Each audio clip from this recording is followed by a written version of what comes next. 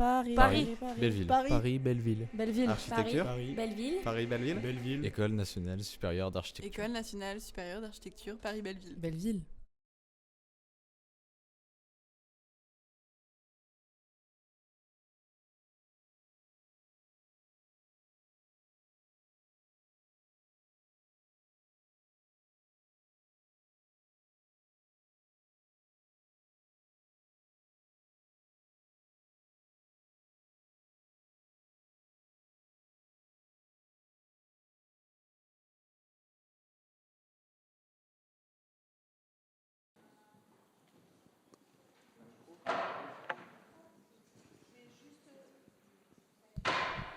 C'est bon ?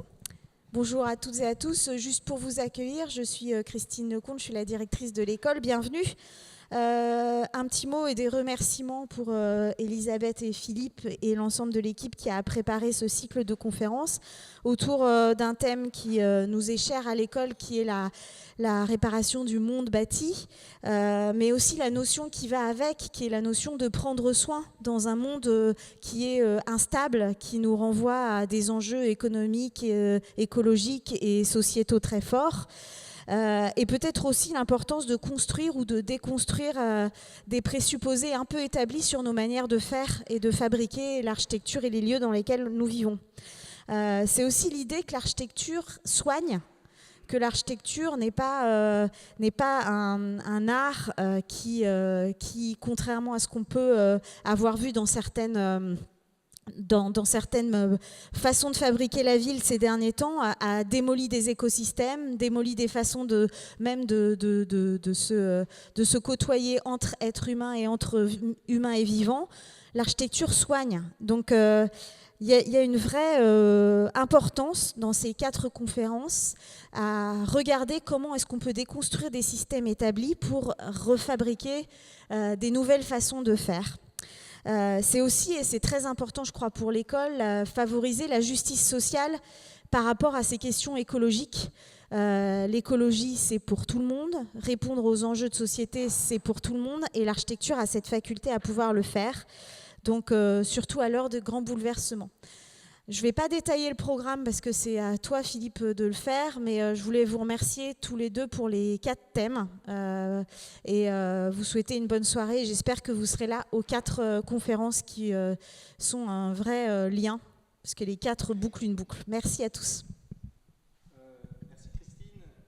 Je rallume ça. Merci à toutes et à tous d'être présents ce soir pour ce cycle de conférences. Bon, je vais pas dire grand-chose, mais juste vous présenter les 4 séances. Bon, elles sont détaillées dans le programme. Hein.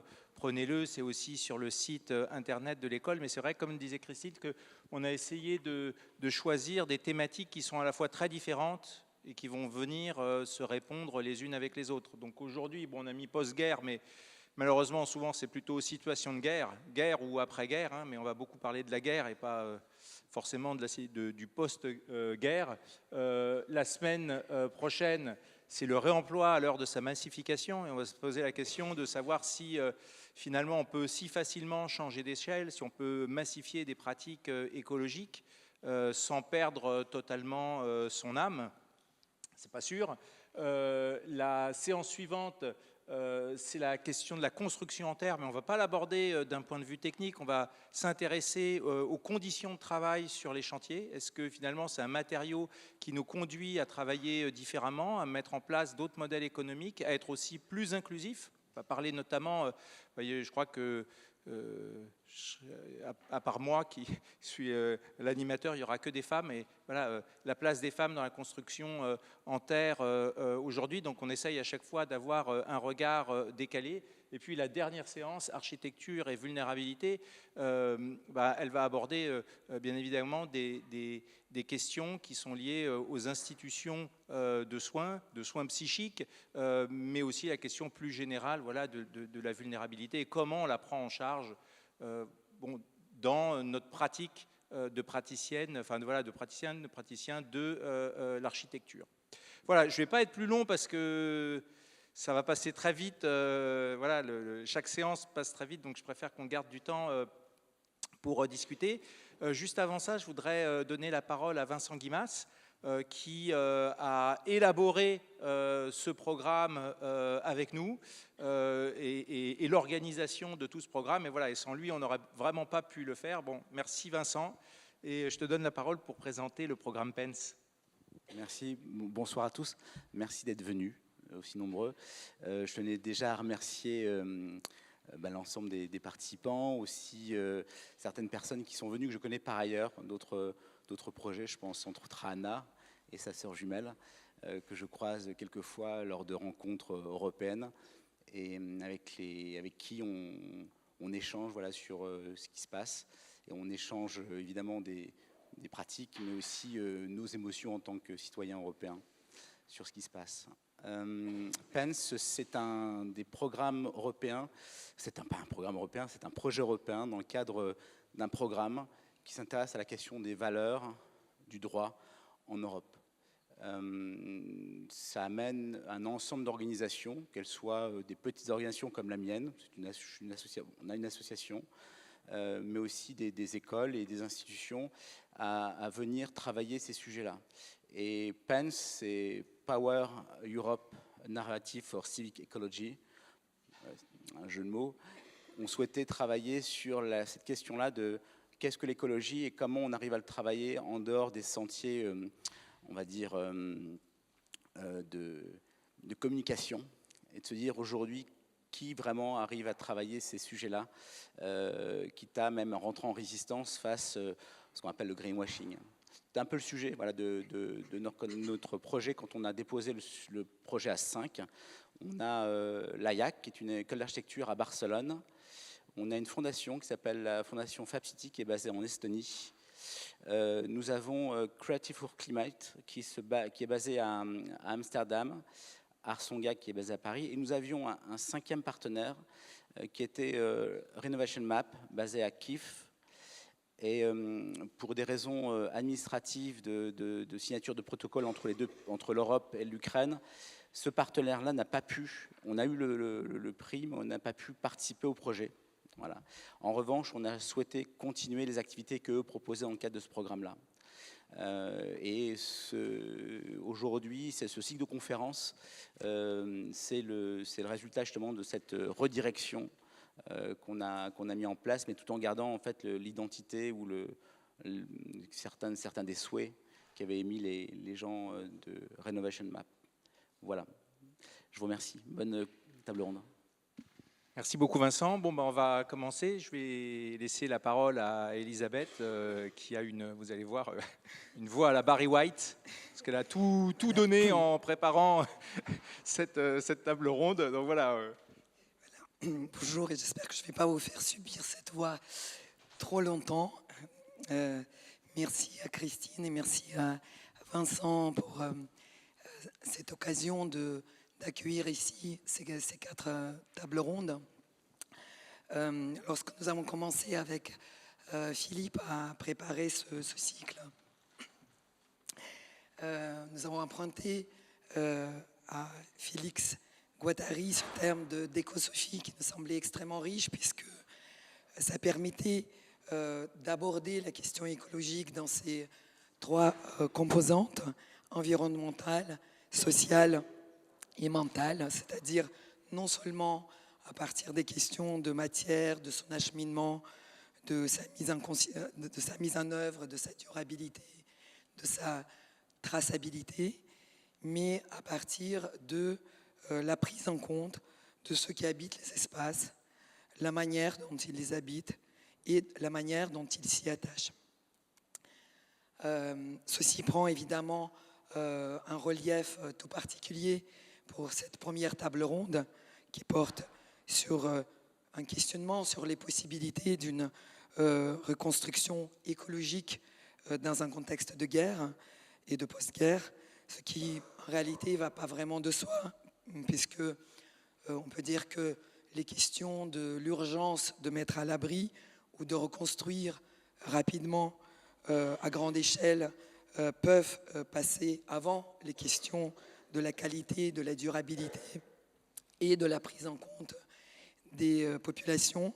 D'ailleurs, peut-être le titre réparer le monde bâti ne s'applique pas forcément très bien à cette première table ronde, puisqu'on va parler surtout du monde détruit, aussi bien bâti que non bâti, tant les guerres constituent à la fois des urbicides, des ruricides et des écocides. Donc pour en parler, nous avons 4 invités avec nous. Tout d'abord, elle a déjà été en partie introduite et vous trouverez toute leur biographie plus détaillée dans le programme. Anna Paszynska, qui est cofondatrice du laboratoire urbain MetaLab, qui travaille justement sur la transformation des bâtiments vacants pour pouvoir accueillir les personnes vulnérables dans le contexte de conflit et qui questionne réellement les conditions de la résilience urbaine en temps de guerre. Ensuite, nous passerons la parole à Stéphanie Dadour, qui est chercheure et enseignante à l'ENSA de Paris-Malaquais, et avec qui j'ai le plaisir aussi depuis 5 ans maintenant de diriger la plateforme Architecture et Précarité. Stéphanie Dadour, qui est aussi affiliée à l'Institut Convergence Migration, ce qui est très important évidemment de rappeler. Et Stéphanie parlera aujourd'hui de Gaza, enfin de la situation en Gaza, en questionnant le levier écologique comme en quelque sorte une prise de conscience possible du drame qui s'y déroule. Ensuite, nous écouterons la politiste Mathilde Leloup, avec qui je travaille également actuellement sur un autre projet assez essentiel, puisqu'on va travailler sur une prochaine exposition qui va s'ouvrir à la Cité de l'Architecture, qui porte justement sur le patrimoine en guerre, en temps de guerre, dans les conflits contemporains, et qui travaille sur le patrimoine culturel et les conflictualités du patrimoine en temps de conflit, et qui présentera aujourd'hui le cas du parc de Virunga en République de Congo, un parc qui est classé patrimoine mondial de l'UNESCO. Et elle montrera les effets de la sécurisation de ce parc par les casques bleus et les effets sur les populations locales. J'ai presque fini avec cette horrible voix, excusez-moi. Et enfin, donc, sortant un petit peu de cas de conflit, mais pas de destruction, nous donnerons la parole pour finir à Giuseppe Majorana, directeur de Belice Epicentro delle Memorie Vive, qui se trouve à Gibilina, en Sicile. Un centre qui naît pour transmettre la mémoire du tremblement de terre qui a eu lieu en 1968 et des reconstructions qui ont suivi. Et il interrogera, et je pense que ce sera vraiment une note aussi d'espoir, quand même, pour finir cette première table ronde assez dramatique, il faut bien le dire, dont les territoires meurtris peuvent aussi se réinventer à partir de pratiques artistiques. Voilà, sans plus tarder, je passe la parole à Anna.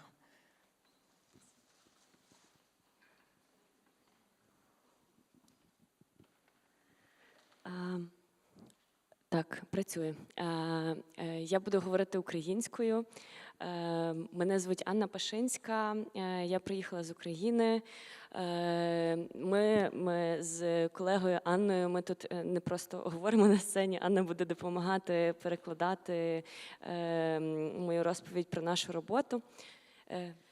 Bonjour, je m'appelle Anna Paszynska, je suis venue donc d'Ukraine et ma collègue aussi Anna qui va traduire donc mes propos puisque je vais parler en ukrainien. Дякую вам дуже за запрошення. Для нас це неймовірно актуальна тема. Крім того, Україна, напевно, зараз є найбільшим майданчиком практичним, де можна імплементувати всі знання і принципи. Тому ми дуже раді спілкуватися на цю тему тут, у Франції. Merci beaucoup pour cette invitation. Je suis ravie d'être ici puisque vous savez, pour l'Ukraine, c'est un sujet extrêmement important, surtout que l'Ukraine, on peut dire que c'est une des plus grandes plateformes pour l'implémentation et pour l'application de tous ces savoir-faire et tous ces principes. Et donc, pour nous, c'est toujours une grande joie de pouvoir communiquer de ces sujets-là ici en France. Я є співзасновницею міської лабораторії Металаб в Івано-Франківську в Західній Україні. І до повномасштабного вторгнення ми були невеличкою командою, яка займалася міськими дослідженнями, партисипацією, громадськими просторами, залученням громади. Ми робили стратегії для міст, для просторів. І це те, чим ми займалися до повномасштабного вторгнення. Je suis cofondatrice du laboratoire urbain qui s'appelle Metalab, qui se trouve dans la ville ukrainienne de Ivano-Frankivsk, donc à l'ouest du pays. Et je dois dire qu'avant l'invasion russe à la grande échelle, on était une toute petite équipe qui faisait des recherches, qui développait les stratégies pour les communautés ukrainiennes, qui travaillait beaucoup avec les habitants de villes des communautés ukrainiennes. On a travaillé aussi beaucoup sur les stratégies de développement. Ми також займалися циркулярною економікою і різними темами, які були не дуже популярними в Україні, такими трошки наперед, так би мовити. Але коли почалось повномасштабне вторгнення, і ми зрозуміли, що дуже багато процесів перервані, дуже багато ресурсів не є доступними, дуже багато рішень мають бути локальними, супершвидкими, нам стало зрозуміло, що ми багато років готувалися і були готові на той момент, коли треба було дати швидку відповідь на питання.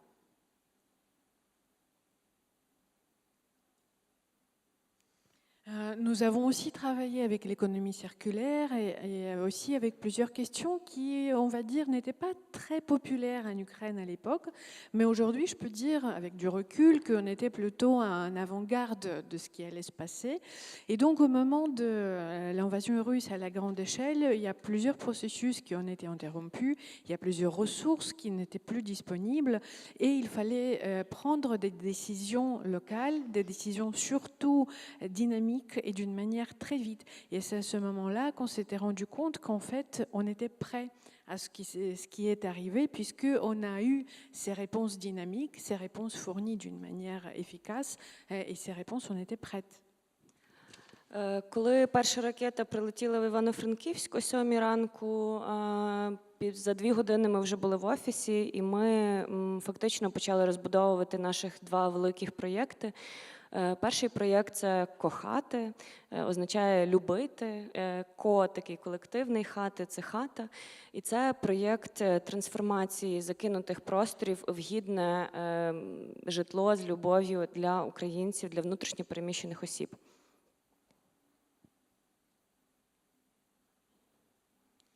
Et quand le premier missile russe est tombé sur la ville d'Ivano-Frankivsk, c'était très précisément à 7 heures du matin. Et alors, dans 2 heures, donc à 9 heures du matin, notre équipe était déjà dans le bureau en train de développer nos 2 grands projets. Et donc, le premier grand projet, ça s'appelle Kochate. C'est le jeu de mots, puisque le mot en ukrainien, ça veut dire aimer, mais si on partage en ko et chate, ko c'est quelque chose qu'on fait ensemble, chate c'est une petite maison de campagne ukrainienne, et c'est un projet de la transformation de bâtiments, de pièces d'habitation abandonnées, afin de créer de logements dignes, faits avec l'amour pour les réfugiés internes ukrainiens. Інший проєкт – це проєкт, така велика інфраструктурна одиниця «Поле». Вона включає в себе і мейкерспейс, і біолабораторію, і офіси дизайнерів, архітекторів, де ми експериментуємо з матеріалами, з дизайном, з меблями, матеріали нові розробляємо, також з будівель, які знищені, екологічні матеріали нові розробляємо. І це нам надало сили і людей, і інфраструктуру для того, щоб також в досить швидкий спосіб створити з місцевими підприємцями, матеріалами, дійсно і матеріали для відбудови, і задизайнували і виготовили меблі. Тобто це був такий дуже великий колективний ефорт з більше ніж 200 людей, більше 50 компаній, які долучилися, і ми вже тоді зробили за допомогою допомогою цієї інфраструктури також перший наш пілотний проєкт відновлення житла із 7 елементами, які також виконали разом з нашими науковцями, дизайнерами і інженерами.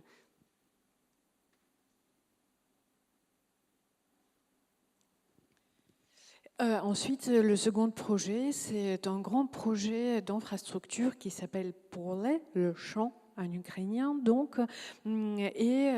là, il y a plusieurs espaces et plusieurs directions, notamment le laboratoire biologique, aussi le laboratoire d'expérimentation. Nous faisons beaucoup d'expérimentation aussi avec les designers, avec les architectes. On fait des expériments avec le mobilier aussi. Nous expérimentons avec aussi de nouveaux matériaux. Nous essayons de recycler tout ce qui reste après les bâtiments détruits en nouveaux matériaux écologiques.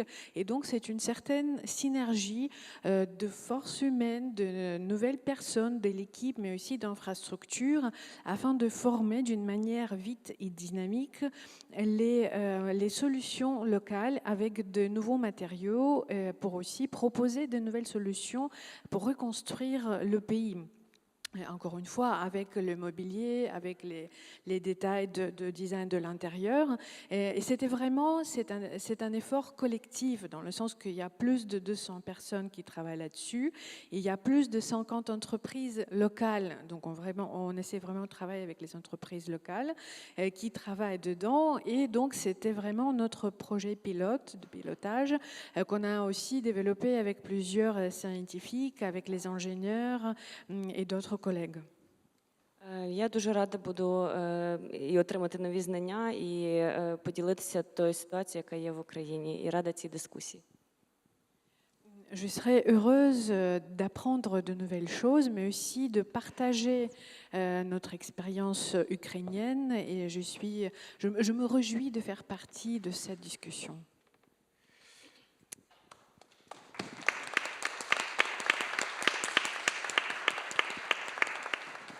Merci beaucoup. On va passer maintenant la parole à Stéphanie Dadour. Excuse-moi, Pardon, excuse-moi. Peut-être prendre tout de suite une première question et ensuite on fera une question collective. Peut-être donc une première question. Merci beaucoup pour cet exposé qui montre vraiment des facettes extrêmement différentes de votre travail. Peut-être une question que j'aurais aimé vous poser, ce serait à partir de ce constat que la guerre a également révélé un attachement particulier des habitants à leur lieu de vie, peut-être même à des lieux de vie qu'avant la guerre, ils n'apprécient pas pour diverses raisons de conditions, d'héritage peut-être vétustes et dont ils auraient peut-être aimé partir avant. Et votre engagement auprès des habitants, bien évidemment, ne date pas de la guerre, mais dans quelle mesure le fait de guerre a défini de nouvelles valeurs et vous a davantage convaincu et confirmé peut-être dans l'importance de travailler avec le déjà là et avec ceux qui sont là.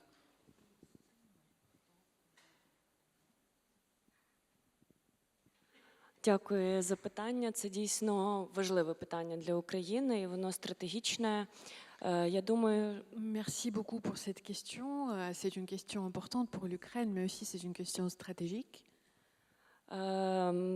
Тут є два аспекти, з якими ми працюємо. І перший – це те, що в Україні 99% житла, воно приватне, і люди взагалі не звикли жити в орендованому житлі, вони мають велику цінність, тому що я хотіла також про це сказати, що ми не так далеко відійшли від такої радянської травми, де все було спільним, де шерінг там, житла був дуже болючим від того, що не було грошей, був тиск величезний. Тому мати своє житло було такою цінністю, так би мовити, дуже великою, але травматичною. Il y a deux aspects avec lesquels on travaille beaucoup. Je voulais d'ailleurs préciser au départ qu'en Ukraine, 99% de logements sont privés.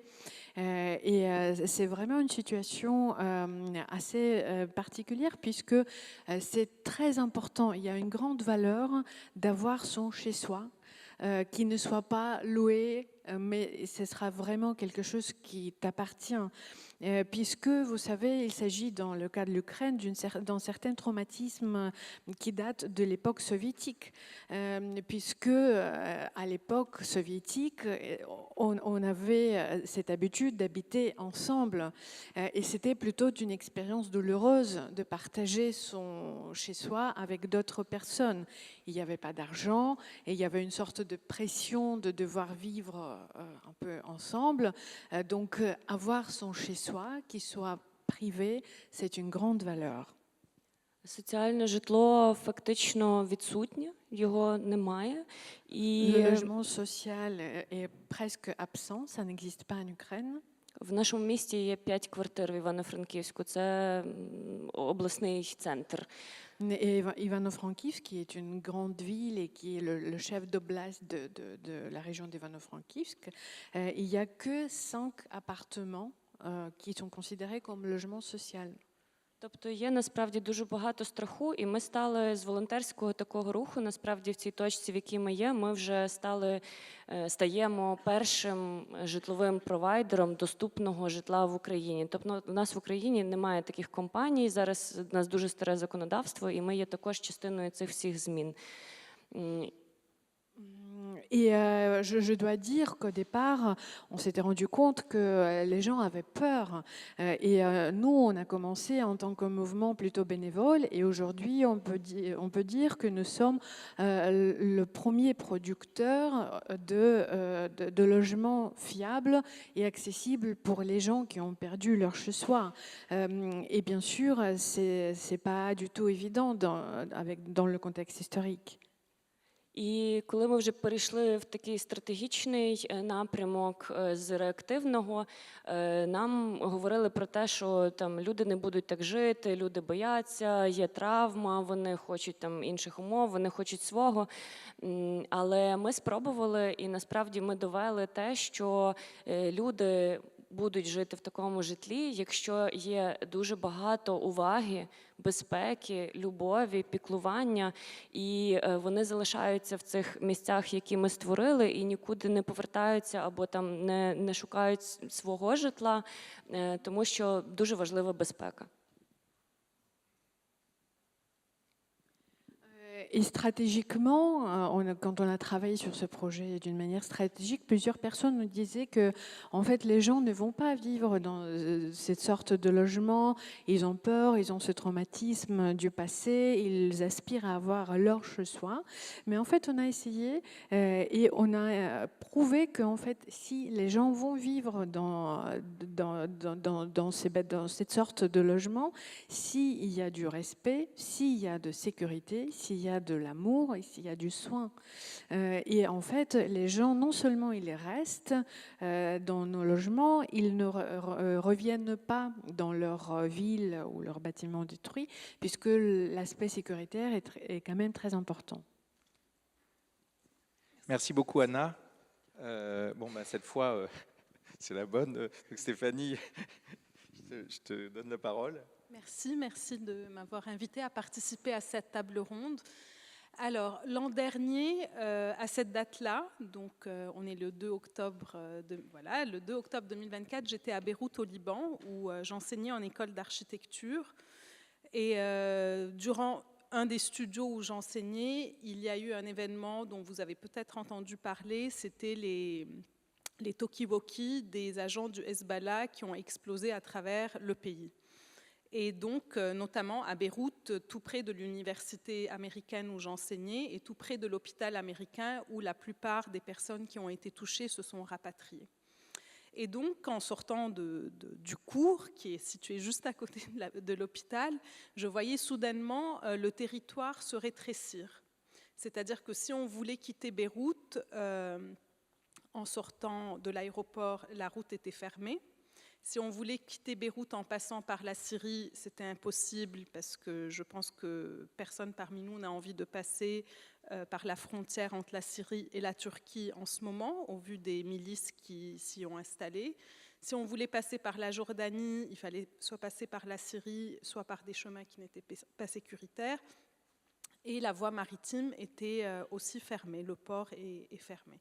Et donc, soudainement, dans le rétrécissement du territoire, c'était vraiment une question de territoire, comment est-ce que je peux quitter un territoire qui est certes dans une guerre, disons, invisible, et là je ne parle pas encore du génocide de Gaza, mais donc voilà, je me suis mise à me poser ces questions, si je dois partir demain matin avec ma famille, comment je fais pour partir? Et soudainement, on se rend compte que les portes sont tout d'un coup closes et qu'on n'a aucun contrôle sur la situation en cours. C'est-à-dire, j'ai les moyens de partir, on a de l'argent, mais on ne peut pas partir. Et donc, un mois plus tard, on a réussi à partir par l'aéroport. Voilà. Et quand je suis arrivée en France, face à l'impunité vis-à-vis de ce qui se passe en Israël, un tas de questions ont commencé à m'interroger. Et donc, je vais vous raconter en 3 points très rapidement les 3 questions qui m'interrogent aujourd'hui et qui sont très bien ce que Elisabeth a dit, c'est-à-dire, voilà, face à l'impunité, est-ce que la prise de conscience écologique pourrait devenir un prétexte pour nous sensibiliser à ce qui se passe vraiment pas loin d'ici? Donc Gaza, c'est quand même pas très loin d'ici. En France, on partage quelque chose de très précieux avec Gaza, c'est la mer Méditerranée. Et donc ces frontières politiques que l'on a mises en place, qui divisent des territoires en pays, en entités, en États, sont en réalité que des frontières politiques. Parce que les frontières territoriales, biorégionales, ne le sont pas. Et donc, on est en train de partager des écosystèmes complètement détruits qui sont transmis et qui sont communicants avec notre mer, la mer à Marseille, à Nice, voilà, au sud de la France. Donc, une de mes réflexions était de me dire comment peut-on être si aveugle et si insensible à ce qui se passe pas loin, mais qui nous concerne finalement. Donc, égoïstement, est-ce qu'on ne pourrait pas, pour une fois, être encore plus égoïste et ne penser qu'à soi, mais se dire, bah voilà, la Méditerranée, c'est ce qui nous rassemble, c'est ce qui fait collectif finalement, et cette réflexion, voilà, nous échappe complètement. Donc ça, c'était ma première réflexion sur une relecture biorégionale de Gaza, on va dire la France, l'Europe, peu importe, mais de ce bassin-là. La seconde peut intéresser Philippe peut-être un peu plus, puisque je connais son intérêt pour le réemploi et les matériaux. Et c'est de se dire, admettons que le génocide prend fin un jour, alors je ne sais ni comment ni pourquoi, admettons qu'il y a, enfin, pas admettons, mais sachant que Israël va reprendre le dessus, que l'État palestinien, même s'il va s'appeler État palestinien, n'existera pas, et qu'il va falloir reconstruire. Alors comment fait-on pour reconstruire quand il y a tous les remblais qui existent aujourd'hui à Gaza, sachant qu'ils sont aussi composés de corps humains? C'est-à-dire le tri, je ne sais pas comment il va se produire, comment est-ce qu'on va créer des matériaux composites, composés de corps humains, je suis très cynique, hein, composés de corps humains avec lesquels on va reconstruire la ville. Et est-ce que cette ville-là, si elle appartient à Israël et si Israël va construire je sais pas moi, une base pétrolière, est-ce qu'elle va être composée de corps humains palestiniens? Et si jamais elle est donnée à l'État palestinien comme par miracle, est-ce qu'on va construire un mémorial du génocide, comme on a pu le faire dans d'autres pays, avec des corps humains palestiniens?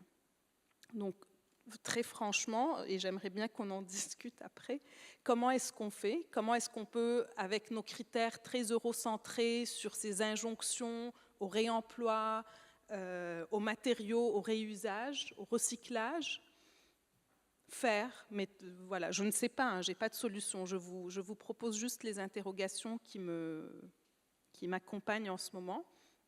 Et le troisième mécanisme qui aussi m'intéresse, qui existe depuis 1967, hein, qui n'est pas nouveau, mais qui dans ce contexte voilà, m'amène à à m'y réintéresser à nouveau, c'est le mécanisme du non-retour, c'est-à-dire la manière dont un État colon a de récupérer des territoires où il a chassé les habitants, mais de le reboiser.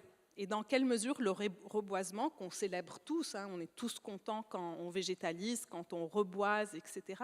Mais dans quelle mesure est-ce que le reboisement en Palestine de manière générale, qui est applaudi, qui est célébré, Israël fait beaucoup de bien à ces territoires parce qu'Israël reboise, comment ce reboisement est en effet en réalité plutôt une manière d'effacer des villages, bon ça on le sait, une manière du non-retour des Palestiniens dans leurs terres, mais surtout, encore une fois, la destruction d'un écosystème. Donc je reviens à cette prise de conscience écologique. Oublions les Palestiniens, oublions la valeur asymétrique que l'on donne au peuple aujourd'hui, mais revenons juste égoïstement à cette question écologique. Comment est-ce que ce reboisement participe à la destruction d'écosystèmes, parce qu'on sait très bien qu'au lieu de réutiliser des espèces d'arbres qui font partie de l'écosystème, comme le chêne, l'olivier ou la caroube, ce qui est très utilisé, ce sont soit les eucalyptus, parce qu'ils consomment beaucoup d'eau, et donc on va planter énormément d'eucalyptus là où il y a très peu d'eau pour assécher encore plus les territoires, ou alors des pins d'Alep, qui sont de très beaux arbres par ailleurs, mais qui participent dans des régions arides, à cause des épines, à favoriser les incendies. Et dans tout ça, voilà, il y a toujours ce contraste et ce paradoxe entre célébration, on célèbre le reboisement, mais en même temps, ces mécanismes militaires qui nous, très souvent architectes, nous dépassent complètement, qu'on a tendance à ne pas lire comme des stratégies militaires, et à ne pas voir, disons, la face invisible ou cachée de tout cela. Et une dernière chose, comment ce reboisement participe aussi, bien sûr, de la construction d'une identité israélienne qui n'est pas du tout celle qui existait auparavant. Donc voilà, je vous présente rapidement les idées sur lesquelles je travaille en ce moment, qui sont fortement inéthique, d'une certaine manière, face à tout ce qui se passe, mais qui me laisse dire que si c'est le prétexte qui va peut-être nous faire réagir un peu plus, voilà. Merci. Merci beaucoup. Je vais poursuivre par une remarque et une question. Là, tu ne l'as pas dit, mais en novembre de l'année dernière, novembre 2024, tu as publié un article dans la revue AOC. Je vous conseille à toutes et tous de lire cet article dans cette revue, qui est une revue en ligne, qui s'appelle « Écocide, herbicide, technologie, nouvelles leçons guerrières au Proche-Orient ». Et quand je l'ai lu l'année dernière, c'est un article qui m'a bouleversé, en fait, parce qu'il avait une manière nouvelle pour moi de poser les questions, c'est-à-dire d'analyser ce qui se passe au Proche-Orient à travers un prisme écologique. Et ça m'a bouleversé, mais ça m'a aussi désarçonné, ça m'a perturbé, parce que le texte montrait aussi que peut-être aujourd'hui, c'est cet argument écologique qui est le seul qu'on arrive à entendre, parce que c'est des conflits dont on s'est lassé, ou c'est des conflits qui sont devenus trop compliqués, ou parce qu'on y est indifférent, et que resterait la question écologique. Donc c'est à la fois une satisfaction et en même temps ça suscite énormément d'amertume. Et je l'ai relu là et ça m'a à nouveau bouleversé et perturbé, parce que finalement, un an après, tu avais anticipé beaucoup de choses qui se passent maintenant.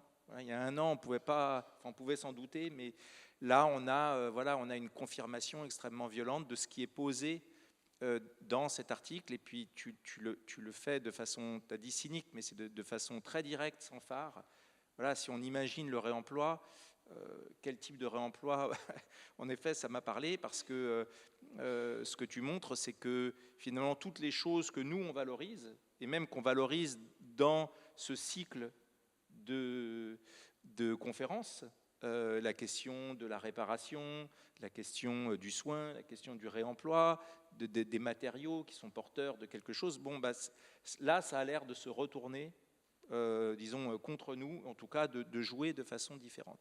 Alors, bon, il y a beaucoup de choses dont on pourra parler tout à l'heure, mais je voudrais t'interroger sur un point qui est celui de la reconstruction, parce que finalement, on en a beaucoup parlé, entre la Riviera version 1 de Trump et là, le nouveau plan qui dit on va reconstruire dans l'intérêt des populations qui ont suffisamment souffert. Je ne sais pas si c'est exactement la formule. Bon, je l'ai oublié, mais ouais, oui, c'est ça, c'est un petit terme condescendant. Nous, on parle de voilà, prendre soin du monde bâti, de réparer le monde bâti. Là, on a un processus de réparation qui est une forme d'annihilation, une forme de destruction avancée. Et donc, je me suis vraiment interrogé sur c'est quoi, en fait, les marges de manœuvre pour imaginer une vraie réparation. Voilà, d'abord matérielle. Hein. Dire, comment est-ce qu'on peut faire? Parce que partout où on regarde, on voit des impossibilités. C'est peut-être pas une question. Si seulement je savais. Je veux dire, c'est tellement grotesque, c'est tellement hors de ce qu'on peut imaginer que, je veux dire, redonnons, comme on dit, hein, donnons le droit à la ville, donnons le droit à être chez soi.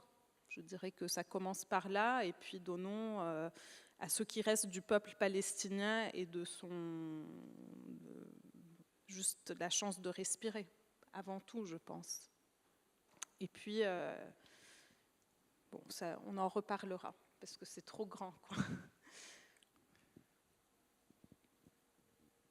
Merci beaucoup. Là, je vais passer la parole à Mathilde. Bonsoir à toutes et à tous. Je vous remercie pour cette invitation, Elisabeth et Philippe, et je suis ravie d'intervenir dans cette école que j'ai maintenant le plaisir de fréquenter régulièrement grâce à Elisabeth et notre exposition commune. Je vais essayer de créer des liens avec la présentation de Stéphanie en vous parlant d'un autre cas où la nature a été prise comme prétexte pour effacer les populations dans un autre sens. C'est le cas du parc des Virunga en République démocratique du Congo.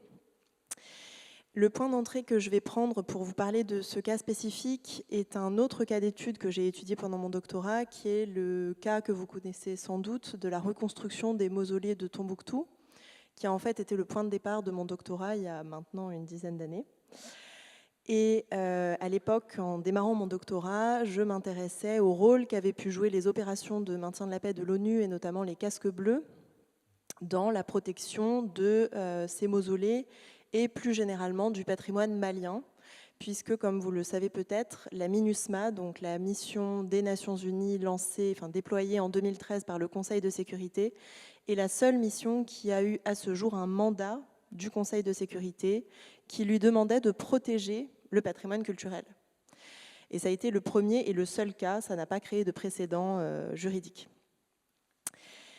Et donc ce cas-là, quand j'ai démarré mon doctorat, me semblait absolument éblouissant. Et maintenant, dans mes articles, je me réfère à ce cas comme la success story de l'UNESCO, donc l'histoire de réussite de l'UNESCO, puisque en dehors de ce mandat du Conseil de sécurité qui, en soi, est déjà un succès pour l'UNESCO et pour son ancienne directrice générale, Irina Bokova, il y a eu en plus tout ce projet abouti de reconstruction d'une architecture de terre, donc les mausolées de Tombouctou, qui ont été en fait à l'époque un symbole de la reconstruction et du retour à la cohésion sociale pour les communautés locales de Tombouctou, pour reprendre les termes de l'UNESCO.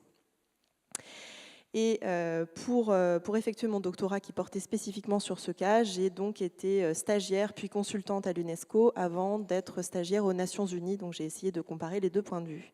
J'ai également fait une recherche archivistique et ces différentes recherches m'ont permis de découvrir un autre cas beaucoup moins réussi et qui n'est donc pas présenté avec autant de brio sur le site de l'UNESCO. Et donc, c'est le cas d'un autre site de patrimoine mondial. Comme vous le savez sans doute, le patrimoine mondial, ce ne sont pas que des sites culturels, mais également des sites naturels. Et ce parc naturel des Virunga, c'est d'ailleurs pas le seul classé en RDC, a été lui aussi protégé, selon les mêmes termes, par la MONUSCO, donc la mission des Nations Unies lancée en 2010, déployée sur le terrain. Et comme la MINUSMA, ces deux missions ont en commun d'avoir ce qu'on appelle des mandats de stabilisation. Donc ce qu'on demande à ces missions, c'est de stabiliser, souvent c'est de la lutte, dans le cas de Tombouctou, contre les groupes qualifiés de terroristes. Dans le cas de la RDC, c'est pour lutter contre les groupes qualifiés de rebelles. Dans le cas de Tombouctou, la protection du patrimoine n'a jamais été en réalité une protection. Il n'y a pas eu de protection physique, il n'y a jamais eu de casque bleu posté devant une quelconque mosquée ou un quelconque mausolée, puisqu'ils sont arrivés après. Donc ça, c'est du mythe, ça n'a jamais existé. En revanche, ce qu'ont fait les casques bleus sur le terrain, c'est sécuriser l'arrivée d'architectes ou d'archéologues qui ont prêté leurs avions, qui ont sécurisé de ce point de vue la zone et qui ont formé leur propre personnel à ne pas endommager le patrimoine malien. Donc c'est déjà une toute autre approche. On n'est pas sur vraiment une protection proactive, on est plus sur essayer de ne pas endommager encore plus la situation. Mais effectivement, ce rôle qu'ont pu jouer les casques bleus avec l'UNESCO ont permis aux casques bleus de se faire mieux accepter, en tout cas en 2013, puisque le mandat de protection des sites culturels s'est arrêté en 2018. Ça a permis de créer un lien avec les populations et notamment de ne pas créer d'effet de jalousie entre la ville de Tombouctou, qui concentrait tous les égards, et la ville de Gao, beaucoup moins médiatisée, puisqu'elle ne comprend qu'un seul site classé au patrimoine mondial. Et en fait, le tombeau des Askia a été lui aussi complètement délaissé pendant l'occupation par des groupes terroristes, mais on en a beaucoup moins parlé, puisqu'il n'y a pas eu de reconstruction comme cela. Donc en RDC, même type d'opération de stabilisation, mais beaucoup moins réussie. Pourquoi ? Parce qu'il s'agissait de protéger un site de patrimoine mondial des groupes rebelles, ça c'est le discours officiel, mais progressivement, on en est arrivé à criminaliser les populations locales elles-mêmes vivant dans le parc des Virunga. Et c'est sans doute ici la grande différence entre patrimoine culturel et patrimoine naturel sur ces deux exemples. Je ne m'aventurerai pas à tirer des grandes leçons générales. Mais c'est que dans le cas des mausolées de Tombouctou, les mausolées sont situés en dehors de la zone habitable, donc loin de là où habitent les populations. Donc la reconstruction, ce n'est pas comme la reconstruction d'une ville comme Alep, ce n'est pas une zone habitée. Donc ça a posé des problèmes bien moindres. C'est une architecture de terre, donc en plus les maçons de Tombouctou qui ont été mis sur le devant de la scène par l'UNESCO recrépissaient déjà tous les ans après la saison des pluies ce patrimoine de terre. Dans le cas de la RDC, en fait, le parc des Virunga servait de cache aux groupes rebelles, donc des patrouilles ont été menées, des hélicoptères ont survolé la zone, au début pour traquer les groupes rebelles, et puis progressivement pour traquer les populations locales. Qu'est-ce qu'on leur reprochait concrètement ? D'avoir fait de ce parc naturel leur habitat, alors que justement elles étaient chez elles, avant même le classement du site, et d'utiliser les bois précieux, les essences d'arbres précieuses qui sont classées par l'UNESCO dans le cadre de ce parc, comme bois de chauffage, bois d'alimentation, donc utilisation sous forme de charbon de bois. Donc ces pratiques-là ont été qualifiées par l'écologie politique de conservation forteresse. Et c'est précisément ce que fait l'UNESCO. Alors, je dis toujours l'UNESCO, mais l'UNESCO n'agit pas seule. En l'occurrence, ici, elle agit avec les rangers du parc, donc l'Institut congolais pour la protection de la nature. Mais tout ça pour montrer que la protection du patrimoine ne se fait pas toujours main dans la main avec ce qu'on a l'habitude d'appeler les communautés locales, sans préciser d'ailleurs qui se cache derrière ce terme. C'est un terme qui est très homogénéisant, alors qu'en fait, on traite de populations très diverses derrière. Et que dans certains cas, et notamment dans le cas de parcs naturels, il y a eu d'ailleurs des livres très intéressants qui ont été écrits depuis, notamment Guillaume Blanc sur la protection des parcs naturels, qui se fait parfois contre les populations. Donc je trouve ça intéressant peut-être de créer un dialogue avec ce que vous venez de dire, Stéphanie, sur la manière dont finalement on peut utiliser un prétexte, la protection de la nature, qui bien évidemment est un prétexte extrêmement louable, pour finalement traquer des populations au nom de notre patrimoine de l'humanité. Je vous remercie.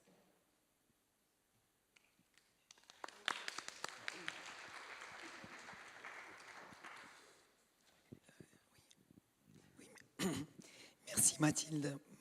Ma voix disparaît au fur et à mesure. Donc, je trouve que c'est très important de montrer justement comment un discours écologique autour de parcs nationaux notamment peut se faire au détriment de ceux qui habitent les lieux, et comment en fait ce discours est dévié au détriment de la population. Et justement dans ce que tu montres d'implication au fait des politiques de conservation, souvent qu'il s'agisse du patrimoine culturel et du patrimoine naturel sur les populations locales. Voilà. Alors, je ne pense pas qu'il y ait de différence intrinsèque entre protection du patrimoine naturel et du patrimoine culturel. En revanche, là, dans les deux cas que je vous ai exposés, je pense que ce qui fait une vraie différence, c'est que dans un cas, l'un constitue un habitat. Et je pense que ça va exactement dans le sens de ce que disait Stéphanie, c'est-à-dire qu'il y a vraiment un droit à rester là où on a établi son habitat et à conserver son chez-soi. Mais ce qui est aussi assez intéressant, c'est que cette vision et Philippe Descola en a parlé merveilleusement bien et beaucoup mieux que moi, mais cette distinction que l'on fait dans les pays occidentaux, notamment entre nature et culture, dans le cadre de la protection du patrimoine mondial, peut aussi perpétuer une forme de logique néocoloniale, puisque eh bien là, la conservation forteresse, c'en est, à mon avis, une des illustrations. Et ce qui est un peu perturbant dans ce cas-là, c'est que c'est vraiment... à chaque fois que je travaille sur ces cas-là, j'ai toujours la phrase « l'enfer est pavé de bonnes intentions ». C'est-à-dire, évidemment que protéger un parc naturel, c'est une réserve de biosphère, c'est extrêmement important, mais pour autant, doit-on le faire contre les populations? Ça, j'en suis absolument pas convaincue, d'autant qu'elles sont les mieux placées, de même que les populations, comme on a vu à Bamiyan, au pied des sites. C'est tout simplement les populations qui sont liées à ces sites et donc qui peuvent aussi à la fois les perpétuer, les faire vivre et permettre de les conserver aussi peut-être d'une manière plus intelligente que ce qu'on peut leur proposer de l'extérieur en venant patrimonialiser leur habitat de l'extérieur. Merci beaucoup Mathilde. Giuseppe, on va vous passer la parole. On va changer d'univers. Oui, on change l'univers de la discussion. Bonsoir à toutes et à tous. Chers collègues, chers étudiants, je vous remercie pour votre invitation et pour l'occasion qu'elle m'a donnée de partager une réflexion sur ce thème essentiel. Je remercie les organisateurs Elisabetta Sayan, Philippe Simaï et Vincent Guimand, et surtout Maria qui m'accompagne ce soir ici. Veuillez m'excuser, mais je vais lire ma contribution parce que je ne maîtrise pas très bien le français. Lorsqu'on parle de reconstruction post-guerre dans une prospective écologique, il est utile d'élargir notre regard à d'autres formes de catastrophes, ayant des effets similaires au conflit. Perte humaine, destruction du tissu social et territorial, disparition du patrimoine culturel. Le séisme en particulier offre un véritable laboratoire d'analyse des dynamiques de résilience communautaire. Comme les guerres, les tremblements de terre, anéantisant non seulement l'infrastructure, mais aussi les mémoires collectives, les espaces symboliques, les lieux de vie ancrés dans l'histoire locale. Mais dans ce bouleversement total, une possibilité émerge. C'est là de réinventer les lieux, les usages et les liens au territoire. C'est exactement dans cette tension entre perte et création que s'inscrit l'expérience de la Valle del Belice, et plus spécifiquement celle de la ville de Gibellina. Le séisme de 1968 y a déclenché un projet sans précédent, une tentative de reconstruction portée par l'art contemporain sous l'impulsion du maire Ludovico Corrao. La ville n'a pas été rebâtie sur les ruines, mais 20 km plus loin, avec l'appui de l'ISES. C'est la structure qui s'occupait de la reconstruction de la Valle del Belice et du ministère des Travaux publics. Ce choix n'était pas seulement urbanistique, il était profondément culturel. Il s'agit de transformer les blessures en matrices créatives. Artistes, architectes majeurs comme Pietro Consagra, Alberto Burri, Franco Purini, Laura Termes, Oswald Mattia Ungers, etc. On était invités non seulement à créer, mais à penser un nouveau mode d'habiter, où l'esthétique soutient les reconstructions identitaires.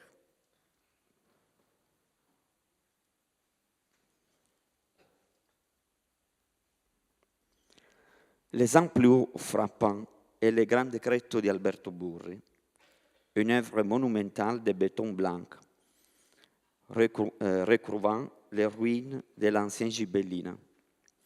Ce n'est pas une tentative d'effacer la mémoire, mais au contraire de la matérialiser, de la ritualiser dans un lieu de raccoglement collectif. Malgré la richesse artistique du projet, les retombées économiques et sociales sont encore limitées.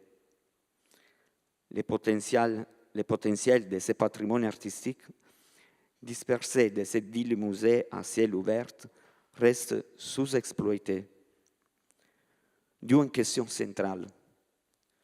Comment transformer ce patrimoine en ressource vivante pour la communauté? Avec sa récente désignation comme capitale italienne de l'art contemporain 2026, Gibellina peut redevenir un laboratoire de reconstruction durable. Des leviers concrets sont envisageables. Pardon.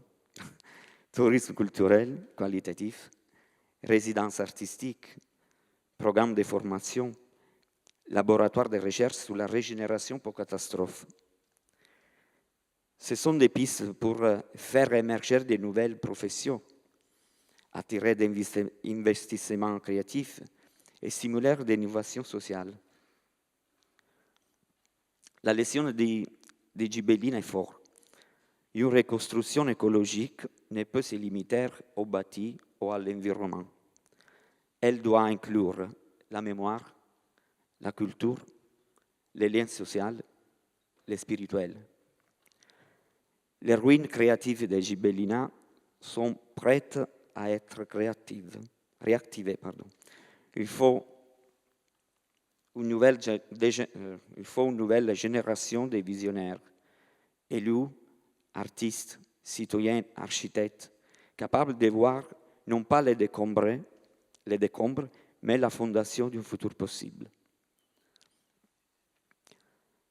Je vous laisse avec une citation de Tommaso Montanari, historien de l'art. Les moments les plus élevés de l'histoire de l'idée et du patrimoine culturel sont tous liés à la tentative d'élaborer les deuils, de la perte et de proposer une guérison.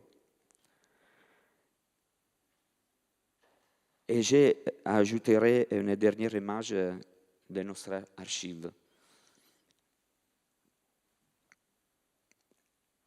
Marche pour la paix de la Sicile occidentale, 1967.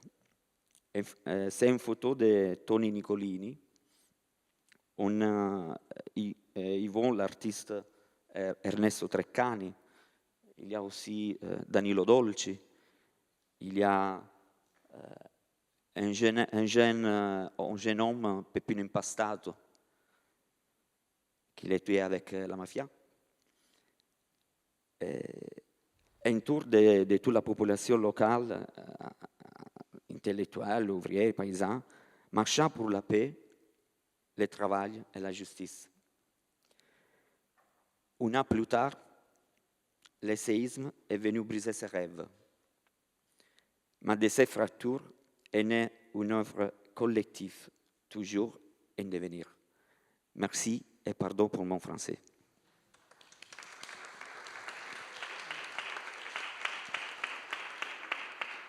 Merci Giuseppe. En vous écoutant, puis en regardant là, les images que vous avez projetées, on voit bien finalement la violence qui s'est exercée sur cette ville, celle du tremblement de terre, et puis après l'impossibilité pour les habitants de revenir et puis de récupérer leurs biens, et la nécessité de reconstruire finalement la ville beaucoup plus loin. Et on voit comment, enfin, en vous écoutant, on comprend comment Gibellina est devenu un laboratoire de reconstruction de l'art et par l'art qui a une dimension collective où on peut inventer des nouvelles façons d'habiter, des nouvelles formes de participation. Donc c'est extrêmement intéressant ce rôle de l'art. Je me posais des questions par rapport à la thématique qui est la nôtre, qui est celle de l'écologie, mais dans un sens large du terme, puisqu'on a pris la référence de Félix Guattari qui dit l'écologie, elle est bien sûr environnementale, mais elle est aussi sociale et mentale. Et donc je me demandais comment, dans ce projet-là, on arrive à accueillir ces nouvelles aspirations écologiques et à en discuter avec les habitants. Ok. Je ne vais pas répondre en italien, c'est mieux. Et après, c'est Maria, il a envie de me traduire. Parce que c'est mieux pour svilupper mon pensée. Merci beaucoup. Okay. Allora, intanto grazie per questa domanda. Parla piano. Sì, grazie per questa domanda che sicuramente è molto centrale anche sul risposta alla ricostruzione che è stata fatta a Gibellina. Merci pour cette question qui représente tout à fait une réponse à la question de comment on doit reconstruire Gibellina.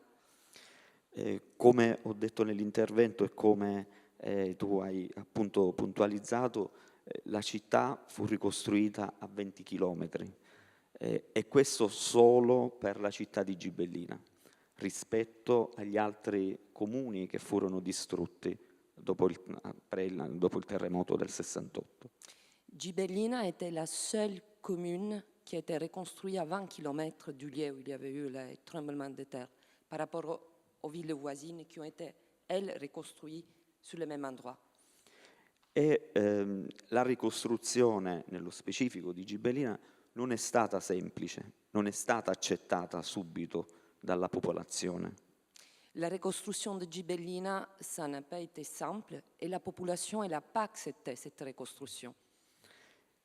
È stata una ricostruzione intanto lunga, perché dal terremoto del 68 la prima pietra della città di Gibellina avvenne nel 1979. Ah oui.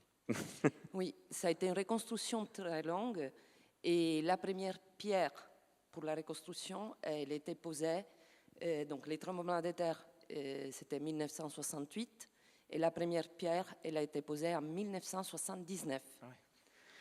Quindi difficile sicuramente riappropriarsi di un nuovo luogo, ma facile per il cittadino di riprendersi la propria casa.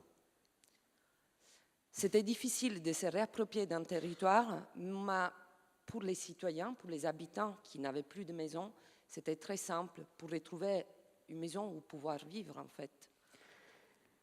Il caso Gibellina è appunto il caso Gibellina, è l'unica rispetto alle 5 città distrutte ad aver scelto ad aver avuto una seconda possibilità legandola proprio all'arte e agli artisti. Gibellina, elle a eu cette possibilité, une deuxième possibilité de reconstruction, et cette possibilité, elle a été liée à l'art. Rispetto agli altri che invece sono state ricostruite su una sperimentazione un po' fuori dalle regole italiane di pianificare una nuova città. Les autres villes ont été reconstruites, mais aucun plan urbanistique n'a été respecté par rapport au reste de l'Italie. C'était spécifique au territoire.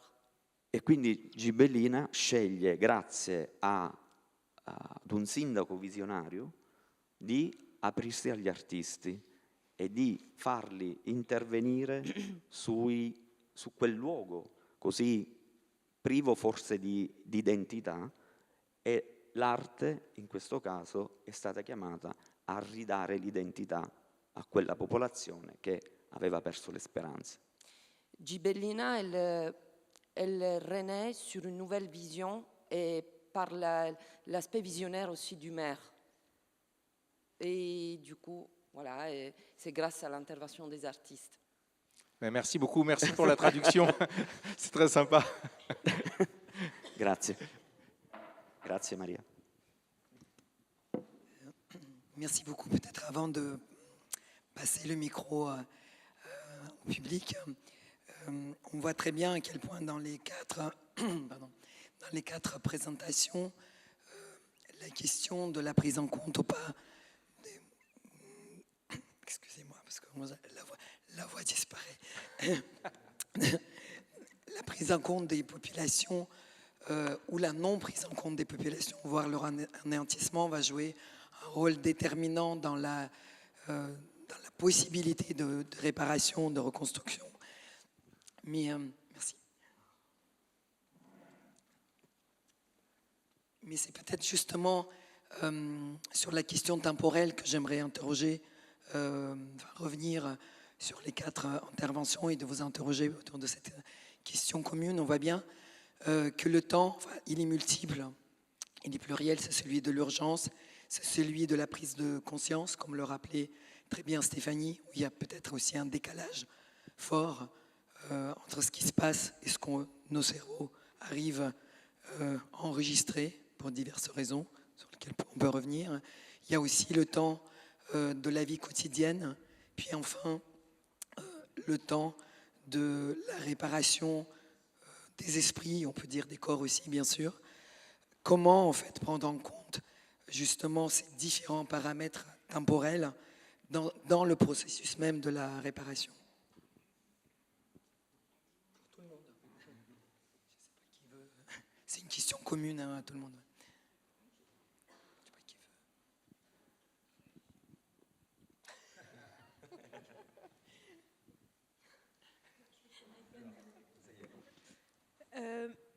Je vais élargir un peu au Proche-Orient parce que bon, je peux parler de Gaza, mais c'est dur de parler de réparation à Gaza parce que voilà.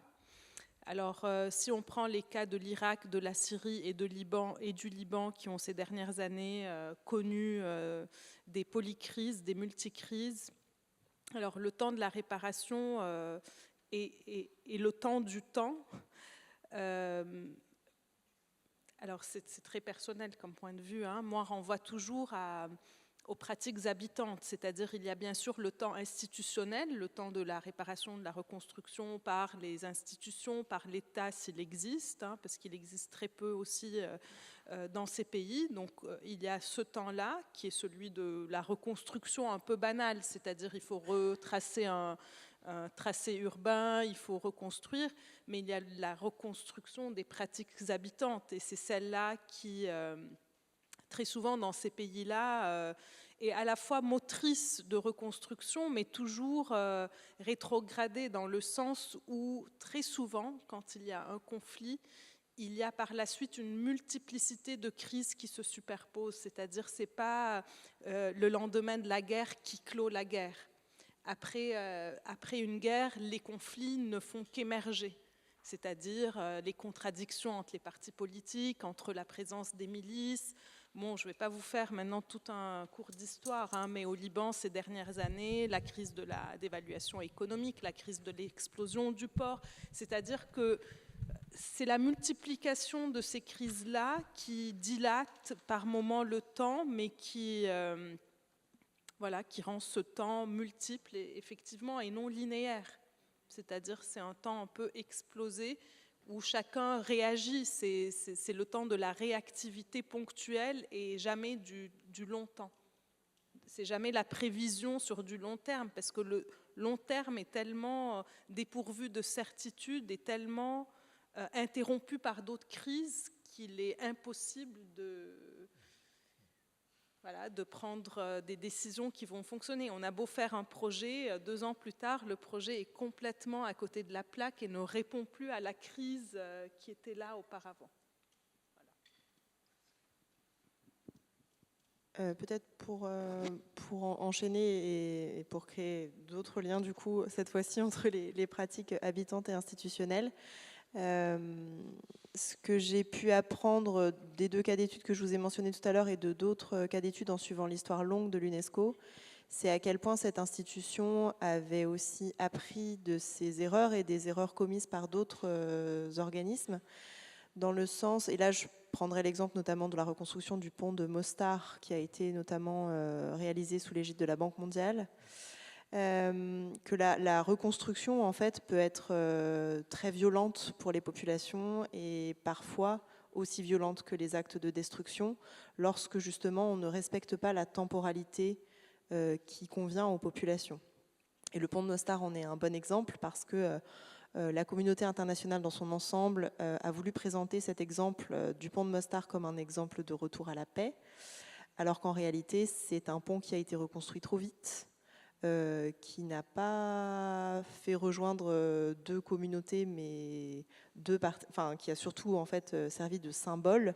Et je pense que, et c'est aussi ce qu'on essaie de montrer avec Elisabeth dans l'exposition qu'on est en train de monter, c'est que la part symbolique du patrimoine culturel est à la fois ce qui fait sa force, et c'est sans doute ce qui fait que c'est ce qui nous touche quand il est détruit pendant les conflits armés, mais c'est aussi une dimension dont il faut se méfier parce que c'est la raison pour laquelle les médias s'en emparent aussi très facilement, justement parce que cela nous touche et que parfois la reconstruction purement symbolique et du coup superficielle, quand elle n'est pas menée vraiment de fond avec les populations, peut être extrêmement violente et venir symboliser une cohésion sociale lorsque parfois elle n'a pas encore lieu d'être, au sens où le retour à la cohésion sociale prend du temps et qu'il faut respecter cette temporalité parce qu'encore une fois, sinon c'est une forme d'ingérence extérieure.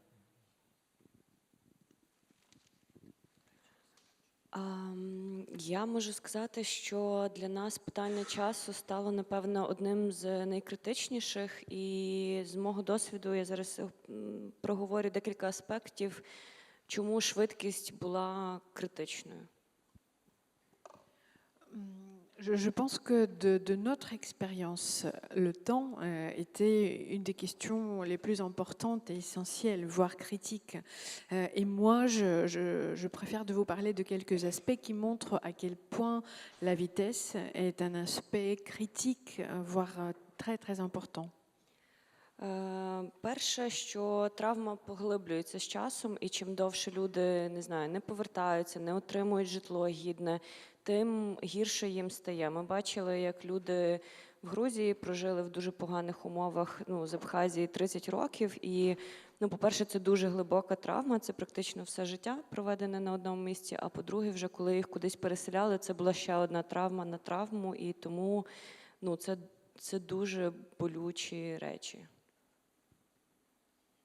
Je dois dire qu'avec le temps, le traumatisme s'approfondit. Les gens ne retournent pas, leur vie perd en qualité. Regardez par exemple le cas de la Géorgie en ce qui concerne l'Abkhazie. Pendant 30 ans, c'était très dur. La vie pour les gens en était très dure. Et déjà, la vie n'était pas de grande qualité. C'était bien douloureux. Et pour demander aux gens de se déplacer, ça rendait cette expérience encore plus douloureuse. Інший аспект – це гроші, гуманітарні гроші. Un autre aspect, c'est l'argent humanitaire.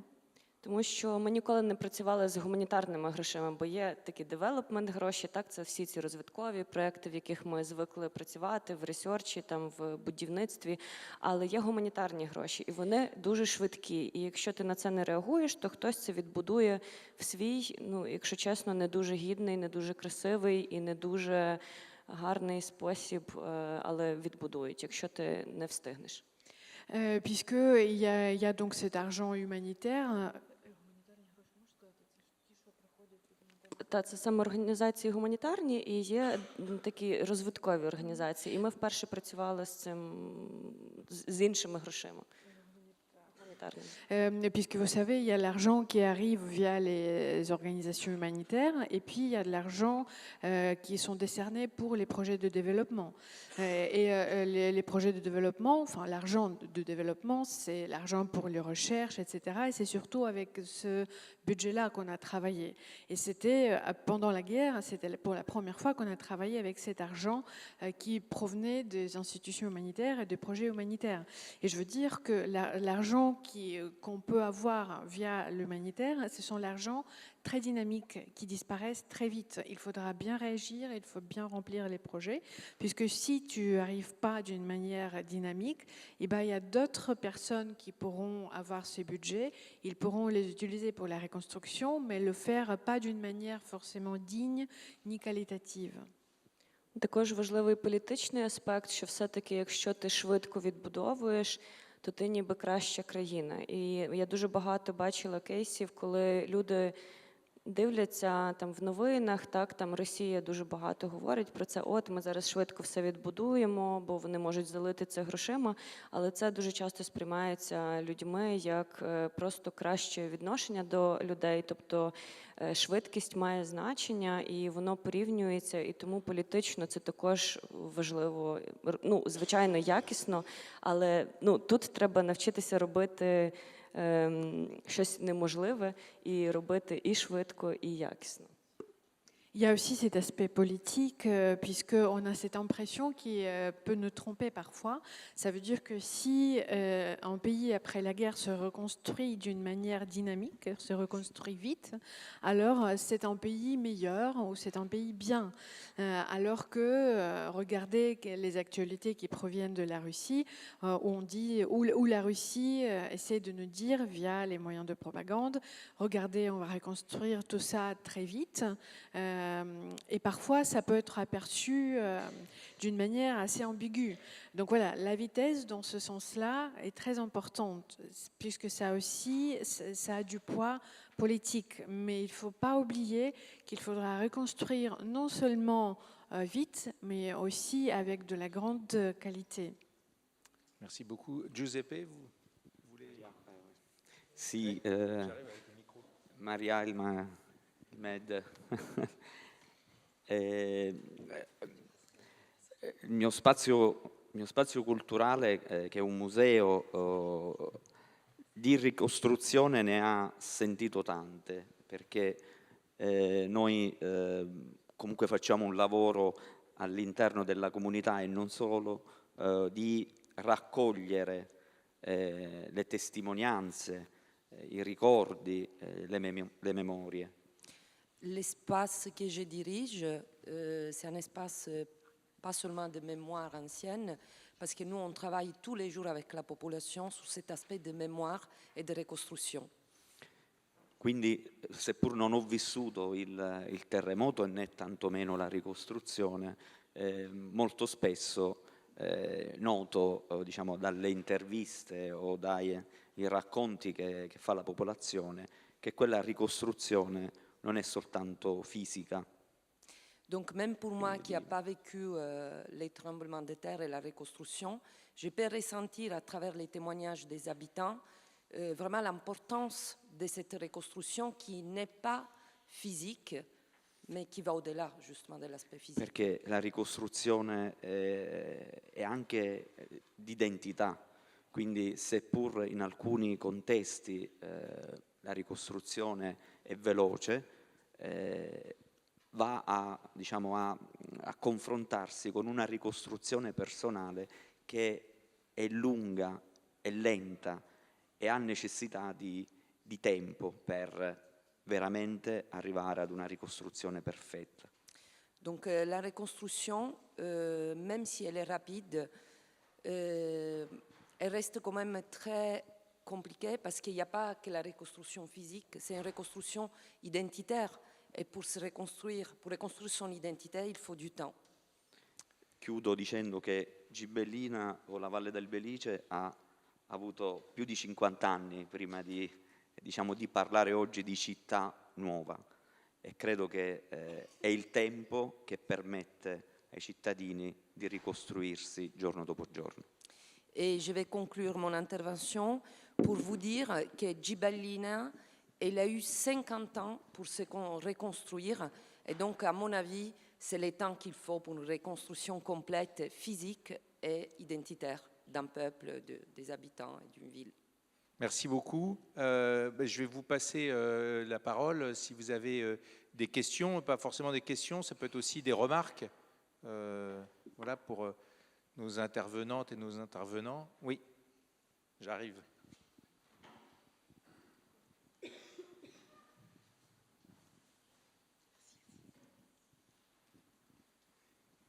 Merci. Donc merci pour vos interventions. Je voudrais faire une remarque à partir de l'intervention de Stéphanie Dadour sur la question de la reforestation. Et voilà, vous avez présenté la reforestation comme quelque chose de finalement ambivalent ou en tous les cas qui n'est pas porteur en soi de vertu.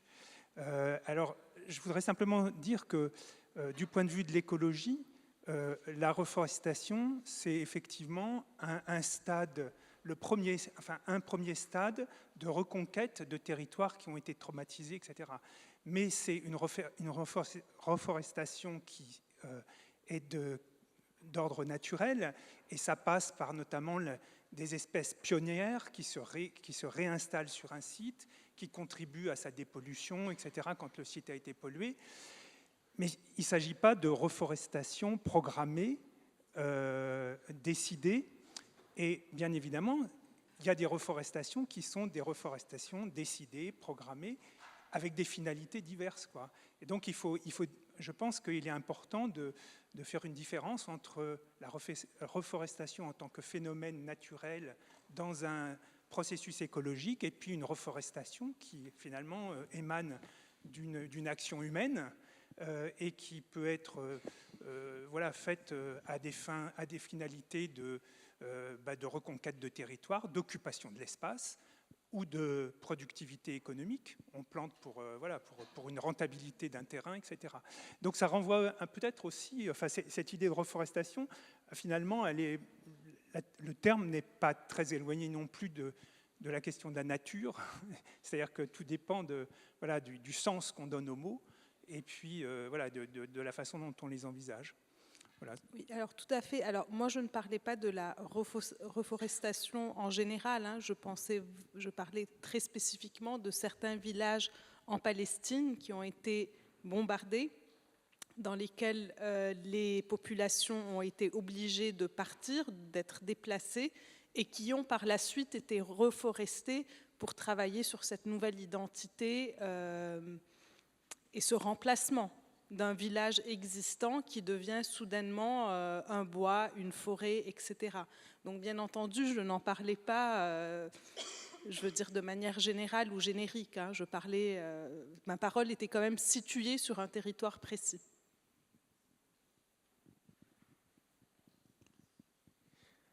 Merci beaucoup. Je vais essayer d'être court, mais ma question porte sur le temps long et commence avec l'idée d'arbre. Et elle est née, cette question, de la plateforme globale contre les risques majeurs des Nations Unies l'année dernière, quand l'aide humanitaire suisse nous présentait le plan pour Genève sur 70 ans de passer d'une canopée de 23% à 30% et planter 250 000 arbres.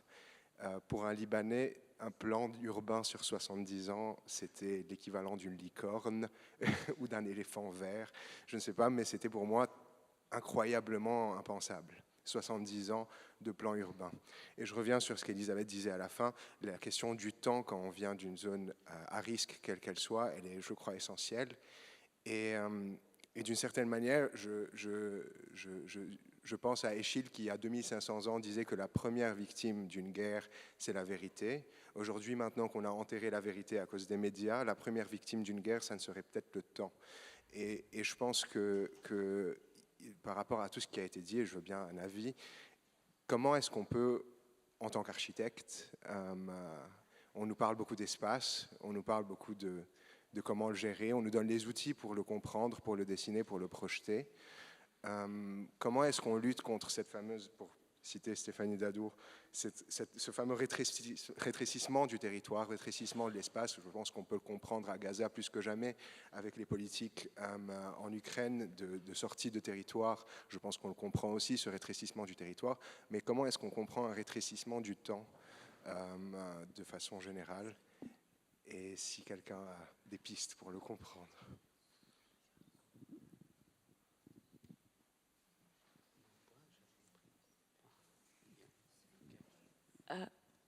Якщо я правильно розумію питання, то дійсно час звужується.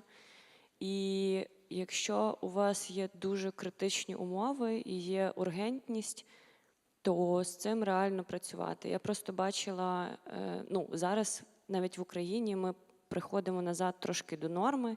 І я бачила той самий проєкт, який ми робили за 6 тижнів. Ми його зараз можемо робити 1,5-2 роки.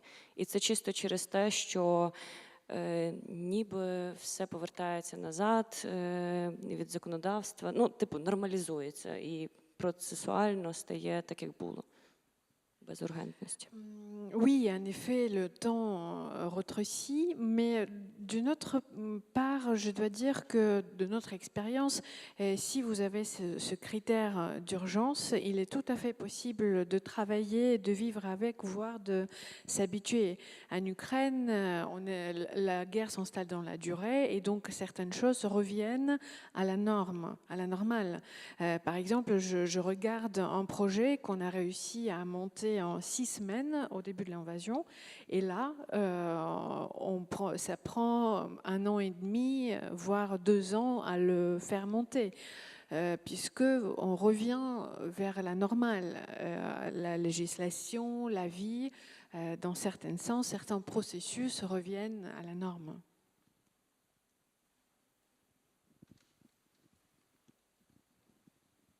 Oui, je rajouterais que cette question de la normalité est très importante par rapport au temps, parce que même en situation de conflit ou de guerre, l'être humain a une capacité de créer quelque part une normalité dans ce qui est anormal.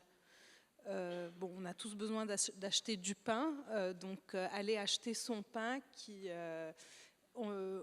on finit par construire des tactiques, c'est vraiment ça, ce sont des tactiques pour recréer un semblant de normalité, même dans les situations les plus anormales, parce qu'il faut faire avec. Alors je suis très contente qu'on ne parle pas l'anglais et qu'on entende toutes ces langues aujourd'hui, mais je vais juste dire un mot en anglais, coping with it, faire avec. Je trouve qu'en anglais, il raconte bien ce qu'il raconte. On finit par s'y adapter et ça devient un autre temps du quotidien, quoi. Je pense. Oui, ça fonctionne, oui. J'avais une question très concrète. Si dans les années à venir, on est amené à travailler sur un projet qui se passe en Ukraine, qu'est-ce que vous considérez comme étant une approche éthique? Est-ce que... Oui. Oui, je posais la question de savoir qu'est-ce que c'est qu'une approche éthique si on est amené à travailler en Ukraine. Est-ce que c'est travailler avec les architectes locaux? Est-ce que c'est éviter de travailler avec certaines compagnies, politiquement aussi?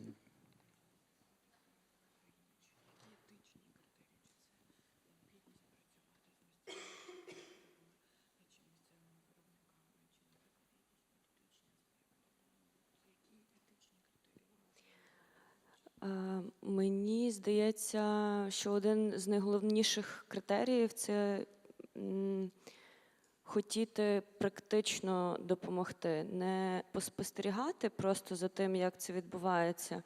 Бо я скажу, що таких воєнних туристів вистачає в такі важкі часи.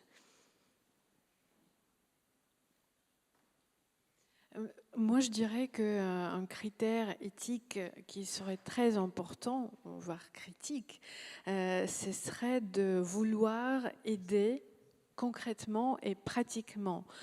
Pas d'observer comme un observateur, mais vraiment d'aider sur place.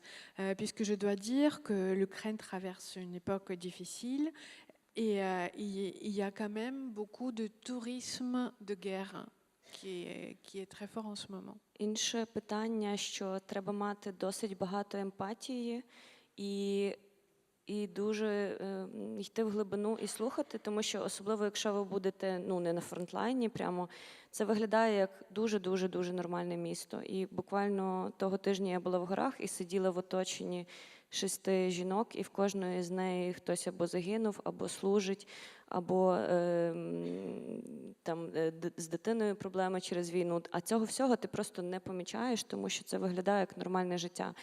І тут треба бути дуже уважним. Et un autre aspect, je crois qu'il faudra avoir beaucoup d'empathie. Il faudra regarder en profondeur et il faudra pouvoir écouter et entendre. Puisque même si vous arrivez dans une ville qui n'est pas sur la ligne de front, tout vous pourrait paraître tout à fait normal. Mais il y a encore quelques jours, j'étais dans les montagnes, j'étais entourée par 6 femmes, il y avait 6 femmes autour de moi, et tout paraît complètement normal, mais chacune de ces femmes avait soit quelqu'un qui est mort sur le front, soit un proche, un homme éventuellement qui était dans l'armée, qui était soldat sur le front, soit elles avaient problème avec leurs enfants.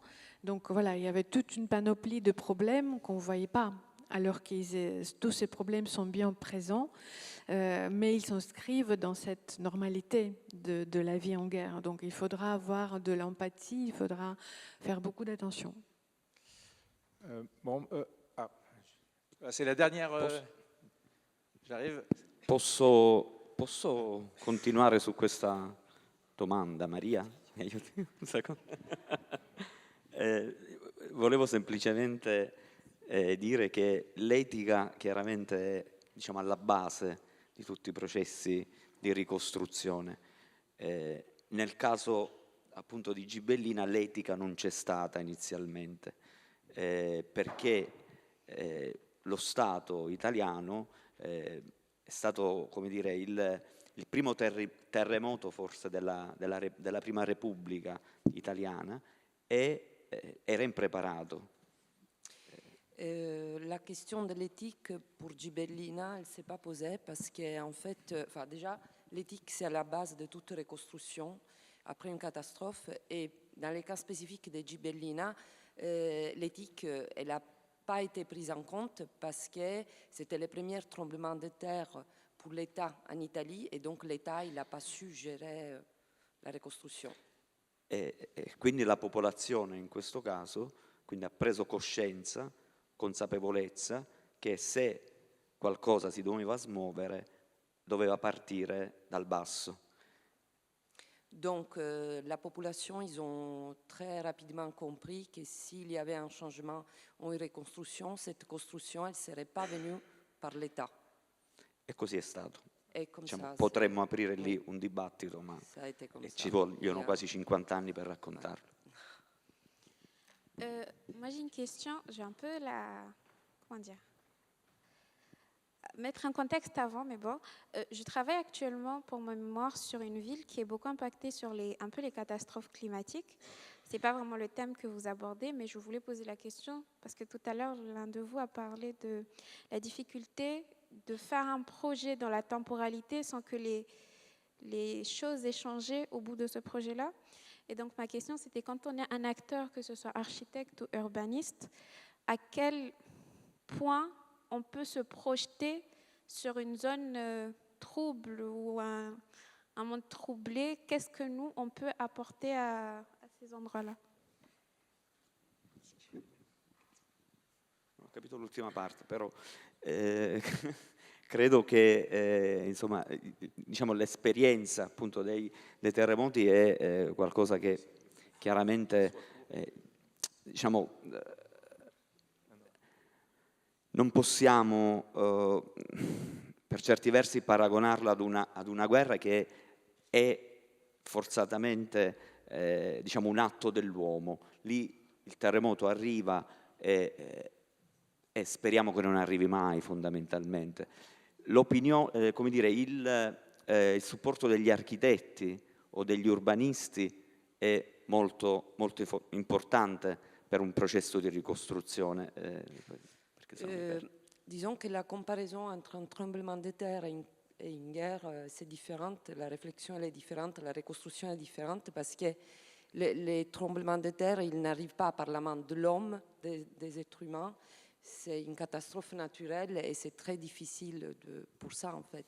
Quindi gli architetti hanno un ruolo poi fondamentale di mettere come dire, i pezzi giusti per far sì che quella ricostruzione passi veramente per, in primis, come dicevo all'inizio, per l'identità, cioè per quello che l'uomo ha vissuto dopo un terremoto. Quindi la questione ricostruzione forse oggi ha più senso, ecco. Nel senso, prima, almeno in Italia, era uno sperimentare su come immaginare nuovi futuri alla comunità. Donc le rôle des architectes dans ces cas-là, c'est très important parce que justement, l'architecte, dans le cas des tremblements de terre, part de cette reconstruction qui doit être d'abord l'identité de la population. Merci beaucoup. Dernière question, une question courte, une réponse courte. Oui, il n'y aura peut-être pas de réponse, parce que c'est plutôt un témoignage qui rejoint un peu cette question de l'empathie dont parlait Anna. Et peut-être que dans ces situations, effectivement, la première chose, c'est de s'occuper des gens, de soutien psychologique, enfin, de la reconstruction psychologique. Je fais partie d'un collectif d'architectes, et puis ça rejoint les questions de qu'est-ce qu'on peut faire en tant qu'architecte. Je fais partie d'un collectif franco-ukrainien.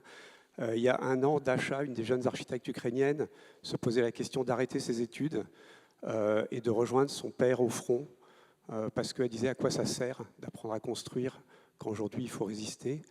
Après un an à passer à faire des petits ateliers avec des enfants, des mères, du bois, de la terre, de la paille, aujourd'hui elle est plutôt convaincue qu'on peut, par ces actions-là, participer à la reconstruction et à la résistance d'une façon aussi forte que par les armes et les gros moyens. Merci.